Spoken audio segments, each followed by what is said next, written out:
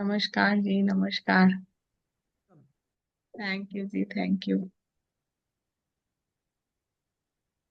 भगवत गीता, भी कुछ श्लोक बचे हैं। सोचा था इस साल खत्म हो जाएंगे, लेकिन सर कह रहे हैं अभी चलेंगे आगे भी। तो श्लोक लेते हैं। और आज का श्लोक तो एक ही है, लेकिन उसका एक्सप्लेनेशन इतना ज्यादा है कि मतलब कोई पॉइंट नहीं छोड़ा सर ने स्पिरिचुअलिटी का इसमें, जो ना ऐड किया हो। सिंपल सा श्लोक है, लेकिन उस सिंपल श्लोक को ऐसे, जैसे एक कपड़ा होता है ना, तो एक एक धागा खोल खोल के दिखाते हैं कि देखो ये भी रंग है, ये भी है, ये भी है। तो ऐसे सर ने वो सारे धागे खोल के दिखाया है। श्लोक को लेते हैं, शुरुआत करें। फ्रेंड्स, शुरुआत करते हैं, श्लोक सुनते हैं। इसमें एक श्लोक में अर्जुन प्रश्न करता है, और दूसरे श्लोक में श्री कृष्ण भगवान उसका आंसर देते हैं, जवाब देते हैं। तो दो दो श्लोक हैं, सवाल जवाब कह सकते हैं, प्रश्न उत्तर। आज हम सोचते हैं प्रश्न उत्तर सेशन, तो ये प्रश्न उत्तर सेशन तो सदियों से चलता आ रहा है, युगों से चलता आ रहा है। हमेशा साधक प्रश्न पूछता है, और जो सिद्ध पुरुष होते हैं उसके शंका का निवारण करते हैं, और यही यहाँ पर श्री कृष्ण भगवान ने किया। तो आइए सुनते हैं पत्री जी की आवाज में श्लोक। चंचलम ही मनः कृष्ण प्रमादि बलवदृढ़ तस्याहम निग्रहम मन्ये वायोरिव सुदुष्करम असंशय महाबाहो मनो दुर्निग्रहम चलम। ओ महाबाहुआ, मनो दुर्निग्रहम चलम अभ्यासेन तु कौन्तेय वैराग्येण च गृह्यते।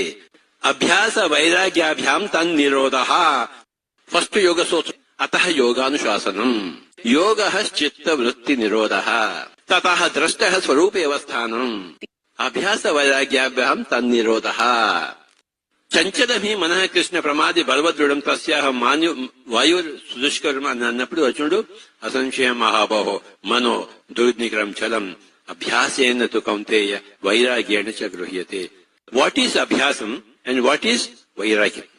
Impossible. Mind should become empty. Charma chakshu, mano chakshu, divya chakshu, jnana chakshu. Charma chakshu, mano chakshu, Divya चक्षु, ज्ञान चक्षु. तस्मात् जाग्रत जाग्रत जाग्रत मनसा वाचा कर्मणा मूढ़ जाग्रत जाग्रत जाग्रत. ओम शांति ही शांति ही शांति.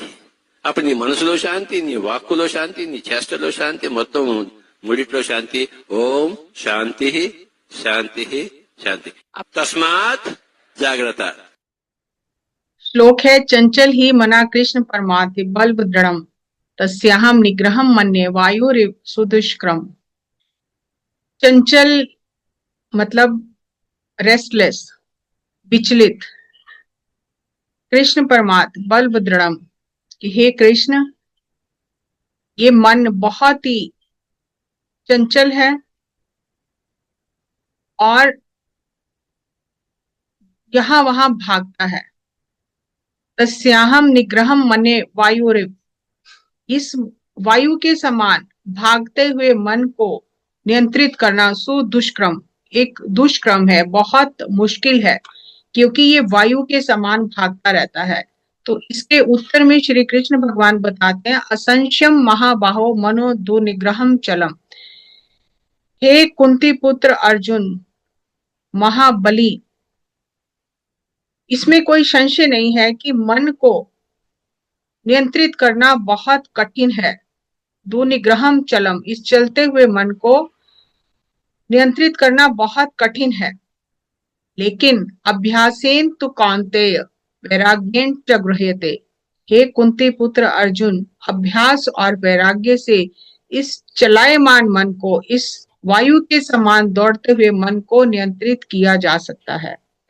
अब इस सूत्र को खोलते हुए जो कृष्ण भगवान ने अर्जुन को बताया, वो पत्री जी हमें समझा रहे हैं। वेद व्यास जी श्री कृष्ण पात्र के माध्यम से ऐसा समझा रहे हैं, हे महाबहु बड़ी भुजाओं वाले, इंद्रियों को वश में करने के लिए अभ्यास और वैराग्य होने से निस्संदेह चंचल मन है। हे कुंती पुत्र अर्जुन, अभ्यास और वैराग्य से मन को निग्रह किया जा सकता है। अब प्रश्न ये उठता है कि अभ्यास क्या है और वैराग्य क्या है। दो ही बातें हैं। मन को और इंद्रियों को वश में करने के लिए अभ्यास और वैराग्य, यही दो विषय पतंजलि योग सूत्र में भी बताए गए हैं। पहला अथ योग अनुशासनम, दूसरा योग चित्त वृत्ति निरोधा, तीसरा तदा दृष्ट स्वरूपा अवस्थानम, चौथा अभ्यास वैराग्यभ्याम तन निरोधा। अभ्यास करने से वैराग्य हो जाएगा और यही बात भगवत गीता में बताई गई है। सब शास्त्रों में एक ही सत्य है, बस समझना है अभ्यास क्या है और वैराग्य क्या है। घर छोड़कर जाना, मुंडन करा लेना, टीका लगाना, कषाय वस्त्र पहनना, सफेद वस्त्र पहनना, हिमालय चले जाना, तृणमूल खाना, पेड़ की खोल में बैठ जाना, ये वैराग्य नहीं है। तो फिर वैराग्य क्या है? सिर्फ दो चीजें हैं, अभ्यास और वैराग्य से तन निरोध होगा, चित्त वृत्ति का निरोध होगा। पतंजलि योग सूत्र में भी यही बताया गया है और भगवत गीता में भी यही बताया गया है।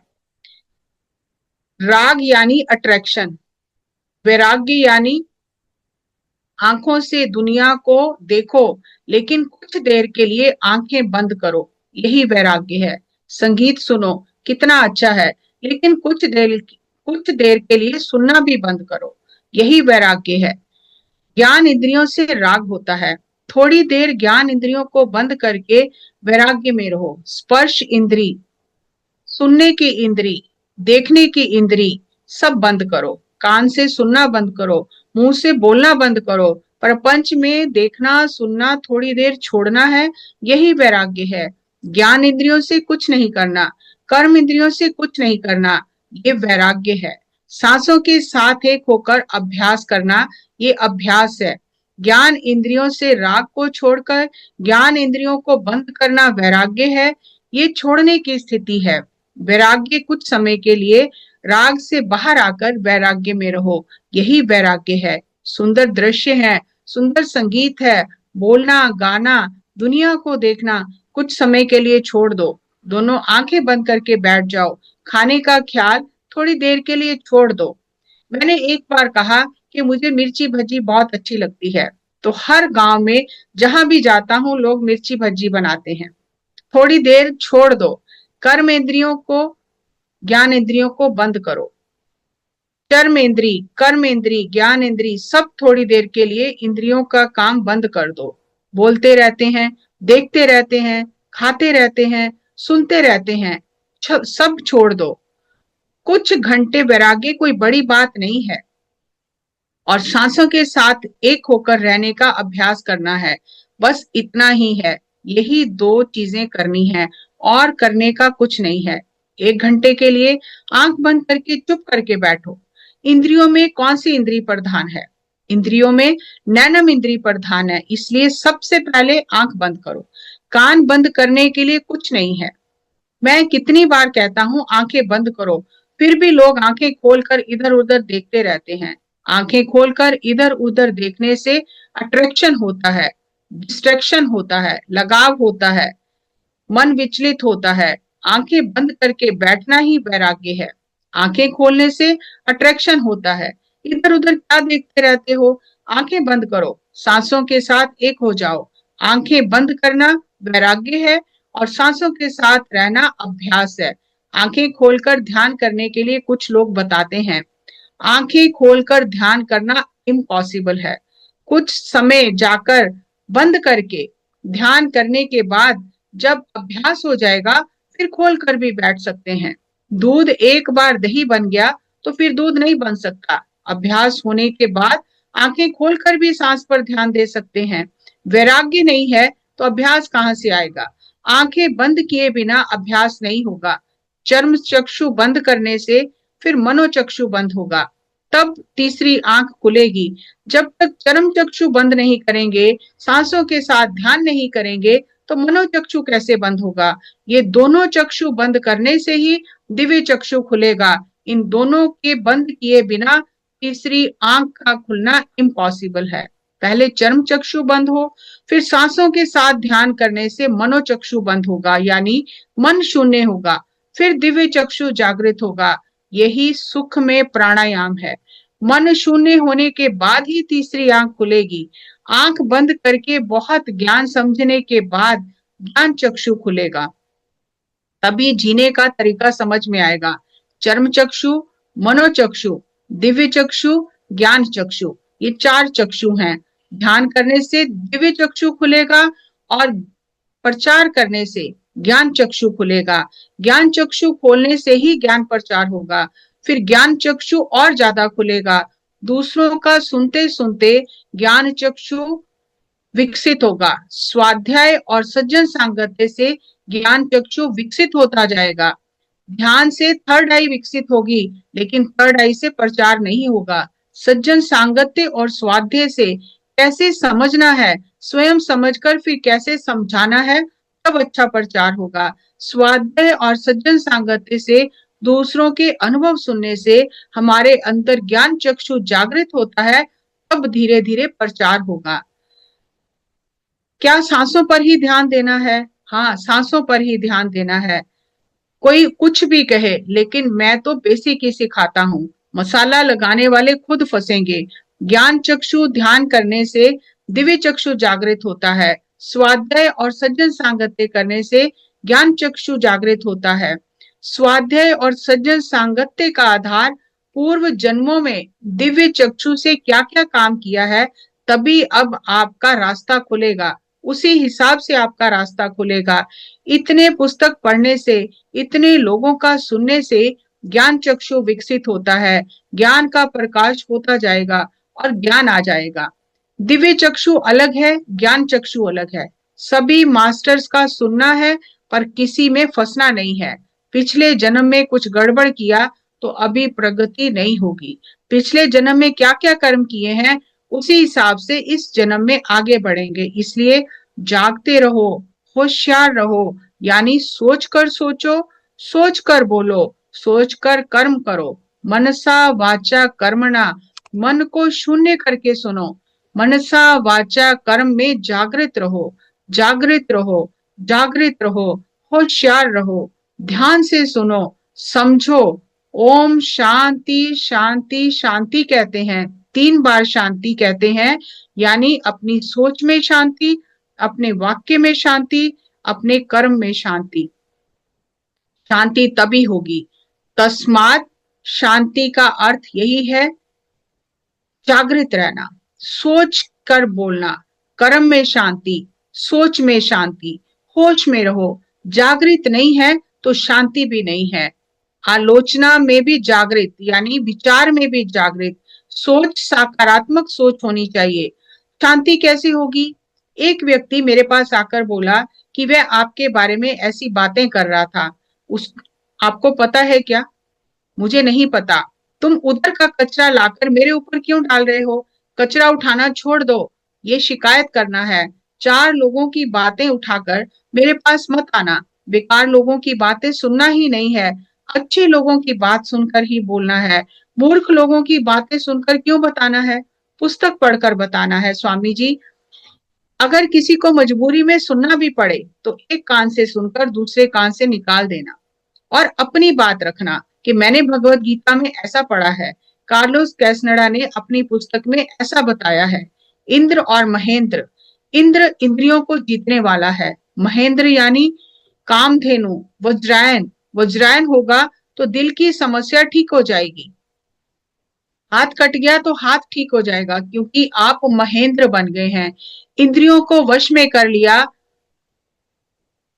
तो इंद्र बन गए। महान इंद्री को, यानी मन को वश में कर लिया तो महेंद्र बन गए। महेंद्र बन गए तो फिर कोई समस्या ही नहीं होगी, क्योंकि आपके पास अमृत है। इंद्र के पास अमृत है। अमृत होगा तो सब ठीक हो जाएगा। जब तक आपके पास अमृत नहीं है तो कैसे ठीक होगा? पिरामिड मास्टर्स के लिए संपूर्ण भूमंडल इंतजार कर रहा है। पिरामिड मास्टर अर्थात ध्यान का मास्टर। पिरामिड मास्टर यानी आध्यात्मिक विज्ञान का मास्टर।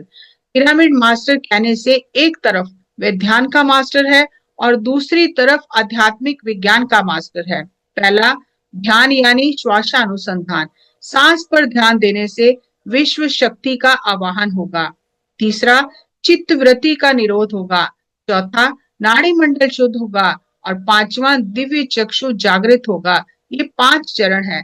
जिस प्रकार हमारी 2 आंखें हैं, इसी तरह एक दिव्य चक्षु भी खुलेगा। ऐसा नहीं कि दिव्य चक्षु एक 2 आंखों की तरह एक और तीसरी आंख खुल जाएगी, नहीं।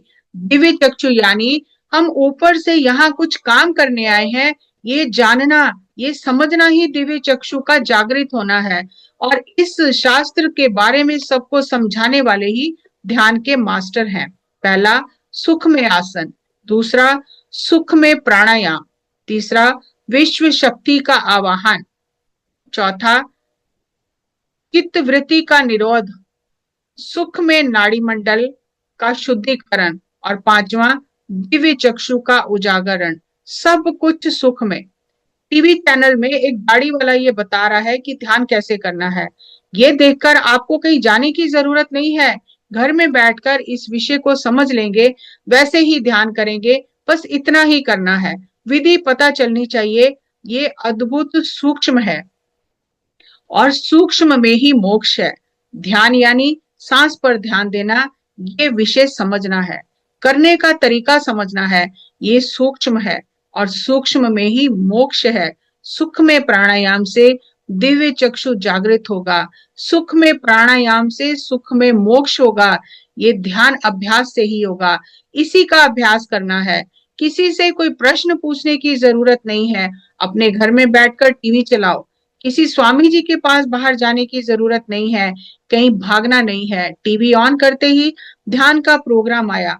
आपने सही कर्म किया है, इसलिए ऐसा प्रोग्राम आया, नहीं तो बेकार के कार्यक्रम देखते रहेंगे। हर काम का लिंक होता है, इसी को कर्म सिद्धांत कहते हैं। टीवी ऑन करते ही ध्यान सीख लिया, इसे कर्म सिद्धांत कहते हैं। ये लिंक सिद्धांत का शास्त्र है। ये लिंक समझने का शास्त्र ही कर्म सिद्धांत है। अच्छे कर्म किए हैं, इसलिए टीवी ऑन करते ही ध्यान मिल गया। इसके आगे फिर सर ने लिंक सिद्धांत समझाया है और बहुत सारी चीजें बताई हैं, लेकिन इसी श्लोक में बताया है। तो मैंने कहा एक बार ब्रेक ले लूं, ज्यादा लंबा हो जाएगा। तो इसमें कितने सहजता से सर ने हर चीज समझाई है। ये ठीक है, मन को नियंत्रित करना कठिन है, लेकिन अभ्यास और वैराग्य 2 चीजें होने से इस चलायमान मन को स्थिर किया जा सकता है। और अभ्यास क्या है और वैराग्य क्या है, ये सर ने खोल के समझा दिया कि आंखें खोलने से राग उत्पन्न होता है, आंखें बंद करना ही वैराग्य है। सब कुछ है, लेकिन थोड़ी देर के लिए सबसे मन को हटा लेना है। और आंखें अगर खुली रहेंगी तो यहाँ वहां देखते रहेंगे तो राग उत्पन्न होगा, या फिर डिस्ट्रैक्शंस होंगी, बाधाएं, ये ऐसा क्यों हो रहा है, वो ऐसा क्यों हो रहा है, तो उसी में उलझे रहेंगे। तो ये जो 2 सूत्र हैं, अभ्यास और वैराग्य, और जो सर ने 4 चक्षुओं की बात की है, इसमें ये भी बताया कि दिव्य चक्षु ये नहीं कि 2 आंखों के बीच में एक तीसरी आंख खुल जाएगी। दिव्य चक्षु का अर्थ है कि ये समझ आना, ये जानना कि हम ऊपर से कुछ काम करने धरती पर आए हैं। इसको ये समझ आ गया कि मैं क्या करने आया हूं, मेरी आत्मा का उद्देश्य क्या है, तो वो फिर अपना काम करने में लग जाते हैं। ये समझ आना ही दिव्य चक्षु का जागृत होना है। मेरे ख्याल से तो बहुत सिंप्लीफाई सर ने चीजों को किया है। लिंक सिद्धांत, ध्यायतो विषयान पुंसा संगस्तेषु उपजायते संगस्त्यायते कामा संगा संजायते कामा कामा क्रोध विजायते। ये श्लोक हमने पहले भी लिया था, तो इसमें भी सर वही बता रहे हैं कि इस श्लोक में पूरा link link link link link है। इसी तरह भज गोविंदम में आदि शंकराचार्य जी ने लिंक सिद्धांत बताया है। जैसे ऊपर के श्लोक में कि विषयों के साथ आसक्ति होने से, उनका संग होने से मोह उत्पन्न होता है, फिर मोह से क्रोध उत्पन्न होता है, क्रोध से जो उस रास्ते में रुकावट बनता है, फिर उस पर गुस्सा आता है। तो एक के साथ एक चीजें जुड़ी हुई हैं। तो इसी तरह से आदि शंकराचार्य जी ने भी अपने श्लोक में जीवन मुक्ति का लिंक सिद्धांत बताया है कि जीवन मुक्ति कैसे होती है। सत्संगत्वे निस्संगत्वम, निस्संगत्वे निर्मोहत्वम, निर्मोहत्वे निश्चल तत्वम, निश्चल तत्वे जीवन मुक्ति। यानी सत्संग, आत्मा का संग करने से निसंगत्वे, सत्य का संग होने से असत्य से निसंग हो जाएंगे, दूर हो जाएंगे। और जब असत्य से दूर हो जाएंगे, निसंगत्वे निर्मोहत्वम, तो मोह कम हो जाएगा। निर्मोहत्वे निश्चल तत्वम, जब मोह कम हो जाएगा संसार का, तो अपने आप अंदर का जो तत्व है वो निश्चल हो जाएगा। और जब अंदर का तत्व निश्चल हो जाएगा, निश्चल तत्वे जीवन मुक्ति, वो निश्चलता जब अंदर आ जाती है, मन स्थिर हो जाता है, उसी को जीवन मुक्ति कहते हैं। विषयों से लगाव होने पर क्रोध आता है, मोह उत्पन्न होता है, और जो उसमें रुकावट पैदा करते हैं, फिर उन पर गुस्सा आता है। इसी तरह से सत्संगत्वे निसंगत्वम, यहाँ पर आदि शंकराचार्य जी ने भज गोविंदम में समझाया है कि निश्चल चित्त होने से ही जीवन मुक्ति होती है। निश्चल चित्त में दो चीजें हैं, चित्त वृत्ति का निरोध और जीवन मुक्ति। सत्संग करेंगे तो निसंग होंगे, निसंग होने से निर्मोह होंगे, निर्मोह होने से चित्त निश्चल होगा, और निश्चल चित्त होने से जीवन मुक्ति होगी। जीवन मुक्ति क्या है? अब जीवात्मा को शरीर धारने, जीवन मुक्ति क्या है? अब जीवात्मा के जैसे शरीर धारण करने की जरूरत नहीं है। अब जब भी धरती पर आते हैं, सिखाने के लिए आवश्यकता होती है, तब आते हैं। पूर्व जन्मों में दिव्य चक्षु उजागर हुआ है, जिसका पूर्व जन्मों में दिव्य चक्षु उजागर हुआ है वही मेरे पास आएगा, बाकी कोई नहीं आएगा। वही आकर काम करेगा, कर्म सिद्धांत है। पिछले जन्म में आपने कुछ काम नहीं किया, तो यहाँ ऐसे मेरे पास कैसे आ सकते हैं? स्वामी जी कितना ध्यान करके आसपास के गांव में ध्यान सिखाकर नहीं आएंगे, तो मेरे पास बैठ सकते हैं क्या? बताओ। पूरी दुनिया में प्रचार करके आएगा, तभी मेरे पास बैठेगा। प्रधानमंत्री मोदी के पास सीधे जाकर कोई बैठ सकता है क्या? वहां तक पहुंचने के लिए कुछ तो करना है, तभी बैठेगा। इसलिए पिरामिड स्पिरिचुअल सोसाइटीज मूवमेंट में कोई भी आता है, तो मैं देखता हूँ कि एक और मास्टर आ गया। मेरे पास वही आ सकता है जो पहले कुछ काम कर चुका है। दिव्य चक्षु और ज्ञान चक्षु के ऊपर, दिव्य चक्षु के ऊपर एक और चक्षु है, ज्ञान चक्षु। हम ऊपर से शरीर में आकर काम कर रहे हैं, ऐसा समझना, ऐसा जानना थर्ड आई है। ज्ञान चक्षु यानी चौथा नेत्र, बहुत समझने की स्थिति है। चर्म चक्षु और मनोचक्षु, दिव्य चक्षु, ज्ञान चक्षु, ये चार चक्षु हैं। दिव्य चक्षु नहीं आएगा तो ज्ञान चक्षु कैसे आएगा? बहुत सारे अंशों को एक साथ समझने की स्थिति ही ज्ञान चक्षु है। जिसके पास मनोचक्षु होता है, वो कवि जैसे कल्पना करता है, वो पांडित्य में रहेगा। सूर्य को देखकर कहेगा इस मनुष्य का चेहरा सूर्य जैसा है या चंद्रमा जैसा है। मन में ऐसी स्थिति के लिए चमत्कारिक बातें सोचेगा। कालिदास ने सूर्योदय पर काव्य लिखा है, इतना व्याख्यान दिया है, हम लिख सकते हैं क्या? हम इतना ही कहेंगे सूर्य उदय हुआ है, बस। मनोचक्षु से अनंत विस्तार रूप को समझकर जो समझा रहे हैं, अच्छे से सुनो क्या कह रहे थे। कोई अगर बात करता है तो हमें सुनाई नहीं देता, हम फिर कहते हैं अच्छे से सुनो क्या कह रहे थे, समझ नहीं आया। नौकरी कर रहे हो, छोड़ दो, कुछ लोग ऐसा बताते हैं, लेकिन नहीं, ज्ञान प्रचार करके ज्ञान चक्षु के बारे में बताना है। बुद्ध को किसी ने एक दिन बताया कि राज्य में बैठकर क्या कर रहे हो, बाहर जाकर देखो क्या हो रहा है, देखने से कुछ खुलेगा। एक व्यक्ति ने जब बुद्ध को आकर डांटा, तो बुद्ध ने सोचा कि ऐसे क्यों कह रहा है। सिद्धार्थ भोगेश्वर, तुम महल के अंदर बैठकर खुश हो रहे हो। एक व्यक्ति ने कहा बाहर जाकर देखो तो कुछ खुलेगा। चर्म चक्षु तो है, लेकिन अभी ज्ञान चक्षु नहीं खुला है। किसी ने कहा बाहर निकलो, तो सारथी को बाहर चलने के लिए कहा, पर सारथी ने कहा सुशोधन ने मना किया है। सिद्धार्थ ने कहा नहीं, मैं तो जाऊंगा, मुझे कौन मना करेगा। तो सारथी ने कहा मुझे आज्ञा नहीं है। सिद्धार्थ ने कहा मैं जाऊंगा, मुझे किसी की आज्ञा की जरूरत नहीं है। हम यहाँ अंदर बैठकर खा पी रहे हैं, सो रहे हैं, और बाहर सभी लोग दुख से रो रहे हैं, तो समझने की स्थिति बढ़ रही है। बाहर आने से पहले दुख का पता भी नहीं था, बाहर आकर दुख का मतलब पता चला, अपना कर्तव्य समझ में आया, तो ढूंढना शुरू किया कि मैं केवल खाने पीने सोने नहीं आया हूँ, अनेक जन्मों में अरिहंत और बोधिसत्व रहा हूँ, अब बुद्ध बनने के लिए आया हूँ। पिछले जन्मों में अरिहंत और बोधिसत्व बनकर बहुत तैयारी हुई है, अब बुद्ध की स्थिति में आया हूं, अंदर बैठकर खा रहे हैं, सो रहे हैं, तो क्या समझ आएगा, क्या कीमत पता चलेगी जीवन की। व्यक्ति जो मांसाहार नहीं करता वो सुनेगा, व्यक्ति सुनेगा कि मांसाहार नहीं करना है। जब ध्यान करेगा तो उसे स्वयं ही समझ में आ जाएगा कि खाने के बाद क्या होता है। तब ध्यान की वैल्यू समझ में आएगी। मैं संगीत की दुनिया से आया हूँ, मैं सबको देखता रहता हूँ, संगीत सुनते सुनते आया हूँ, लेकिन उन्हें ध्यान के बारे में कुछ भी पता नहीं। त्यागराज के कार्यक्रम में भक्ति भाव से संगीत सुनकर प्रणाम करते हैं, लेकिन ध्यान नहीं है।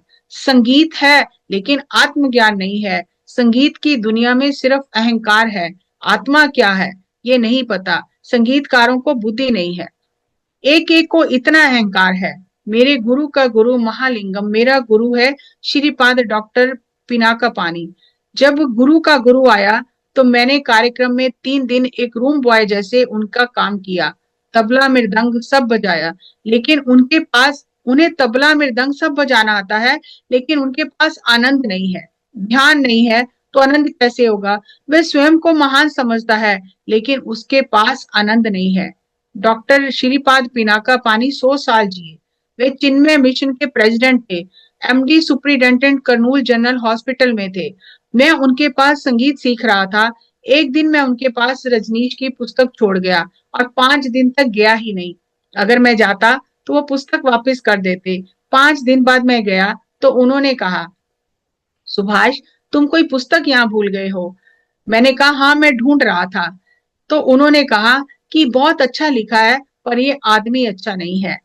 पुस्तक पढ़कर ब्रह्मानंद मिला पर पर्सनैलिटी में अच्छा आदमी नहीं है, ये उनको समझ आया। ये कैसे होता है, क्योंकि उन्होंने ध्यान नहीं किया। संगीत के लोगों को ध्यान के बारे में कैसे समझ आएगा। संगीत से ही उनको इतना अहंकार है, ध्यान के बारे में वो कुछ नहीं जानते। वो बोलते हैं मैं संगीत में चक्रवर्ती हूँ, वसंत राग शुरू किया तो वसंत ऋतु आएगी, दीपक राग गाने से दीपक जल जाएंगे। मैं भी संगीत की दुनिया से आया हूँ, मुझे संगीत का लाभ पता है, लेकिन संगीत से कुछ फायदा नहीं है, ऐसा समझ आ रहा है। मांसाहार नहीं किया, का मैं शुद्ध ब्राह्मण घर में पैदा हुआ। बुद्ध ने राज्य करके राज्य छोड़ा है, इसलिए महान बना है। जो लोग मेरे सामने आकर बैठे हैं मांसाहार छोड़कर, ये सभी महान हैं। मैं तो शाकाहारी ब्राह्मण परिवार में पैदा हुआ हूँ, मुझे उसकी वैल्यू नहीं पता, मैंने खाया ही नहीं, तो छोड़ना क्या। मैंने संगीत सीखा है, उसके बारे में मुझे पता है। खाकर छोड़ना आसान नहीं है, राज्य चलाकर राज्य छोड़ना आसान नहीं है। ये सभी लोग छोड़कर मेरे पास आए हैं, ध्यान सीख रहे हैं, तभी महान मास्टर बने हैं। लेकिन मैं तो सिर्फ पुस्तक पढ़ के बता रहा हूं कि मांसाहार नहीं करना। मुझे अनुभव नहीं है, इतने महान लोगों ने किताबें लिखी हैं और मैं किताबें पढ़कर समाधान दे सकता हूँ कि नॉनवेज खाना सही नहीं है, मैंने मान लिया। हर एक मास्टर का एक एक डिजाइन है। किसी के पास पैसा नहीं है पर पढ़ पढ़ के इतना महान बना है, वह ऐसा डिजाइन करके आया है। कोई स्त्री ऐसा डिजाइन करके आई है कि मेरा एक बच्चा होगा और मैं ध्यान प्रचार करूंगी। दूसरी आत्मा ने 12 बच्चे पैदा करते हुए ध्यान प्रचार करने का प्लान किया। एक बच्चे से 12 बच्चे पालकर ध्यान प्रचार करना ज्यादा महान है। कोई मास्टर बोलता है मुझे बच्चे चाहिए ही नहीं। उसने ध्यान का पर्चा देखा और ये निर्णय किया कि मुझे शादी नहीं चाहिए, बच्चे नहीं चाहिए, मैं केवल ध्यान प्रचार करूंगा। हर एक का अपना अपना डिजाइन है। किसी के पास पैसा बहुत है, बच्चे नहीं है, आंखें बंद करो, ध्यान में बैठो। सब कुछ छोड़कर जो ध्यान प्रचार कर रहा है, अपने अपने डिजाइन को लेकर अलग अलग प्रांत में जन्म लेते हैं। एक मास्टर एक एक एरिया में जन्म लेते हैं और काम करते हैं। एक मास्टर फिलीपींस में पैदा होकर शादी करके भारत आई और यहाँ आकर ध्यान सीखकर फिलीपीन में जाकर ध्यान प्रचार कर रही है। गणेश जी मेरे साथ वायलिन बजाते हैं और मेरे साथ साथ वो म्यूजिक फॉर मेडिटेशन के लिए काम कर रहे हैं। इस तरह हर एक मास्टर डिजाइन लेकर जन्म लेते हैं और अपने अपने काम में लग जाते हैं। घूम घूम कर ध्यान प्रचार कर रहे हैं, ज्ञान प्रचार कर रहे हैं। ध्यान ही अक्षय पात्र है, ध्यान ही कामधेनु है, ध्यान ही कल्प वृक्ष है, ध्यान ही चिंतामणि है। ध्यान करने वाला ही बुद्धिमान मनुष्य बनेगा। ध्यान करने वाला ही इंद्र यानी इंद्रियों को जीतने वाला, महेंद्र यानी मन की इंद्री को जीतने वाला, यानी मन को नियंत्रण में करेगा तभी महेंद्र बनेगा, और जो महेंद्र बनेगा उसके पास सब कुछ आ जाएगा। इसलिए श्री कृष्ण भगवान कह रहे हैं कि मन चंचल है, लेकिन अभ्यास और वैराग्य से इस महा इंद्री को जीतकर महेंद्र और इंद्र बना जा सकता है। ये था पत्री जी द्वारा दिया गया इस श्लोक का व्याख्यान।